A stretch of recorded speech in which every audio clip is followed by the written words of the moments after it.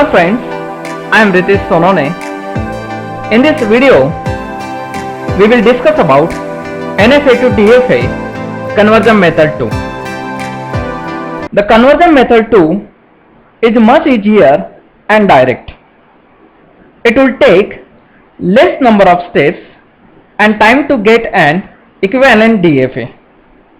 Instead of considering the set q dash is equal to 2 raised to q and then removing the states that are not required, this method considers only those states which could be probably required.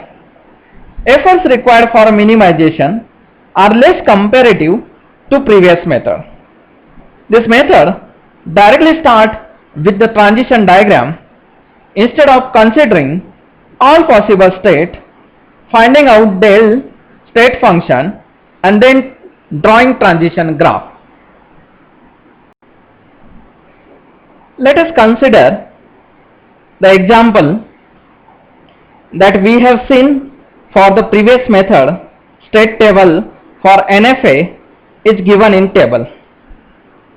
Convert NFA, M is equal to Q0 Q1, 0 1 is the input symbol, del is a transition function, initial state of the machine is a Q0 and the set of final state is a Q1. The del transition function is given below. The Q into sigma, it produces the Q. As we can see from the state table, state Q0 on input 0 goes to Q0 and Q1 both. Create a new state with label Q0 Q1 as shown in a figure. As this state contains the label Q1, which is the final state of given NFA, mark this state as a final state, shown with double circle in the figure.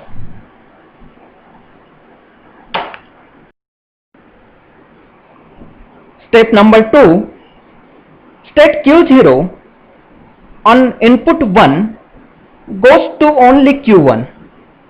Therefore, add one more state to resultant DFA labeled Q1, which is also the final state.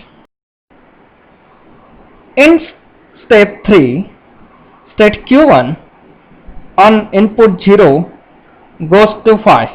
Therefore, no transition from Q1 is labeled by 0, but Q1 on 1 goes to Q0 and Q1 both. Therefore, show a transition from Q1 to Q0 Q1 as a state Q0 Q1 is already existing as a part of resultant DFA. No need to create new state. In step 4, there is only one state Q0 Q1 for which the transition are to be realized. The del Q0 Q1 on 0 symbol, it goes to Q0 Q1 means self state, and del Q0 Q1 on one input symbol, it goes to self state. Therefore, show these two transitions which are the self loops, as no state is remaining to be considered for finding the transition. But according to our convention, we should relabel the states. If we relabel state Q0 by A, Q1 by B and Q0 Q1 by C, then we get final DFA represented by transition graph shown in figure. Now we can see that this DFA is exactly the same that we have obtained by first method. The states table will also be same as that in a table. Here we use the conversion method too.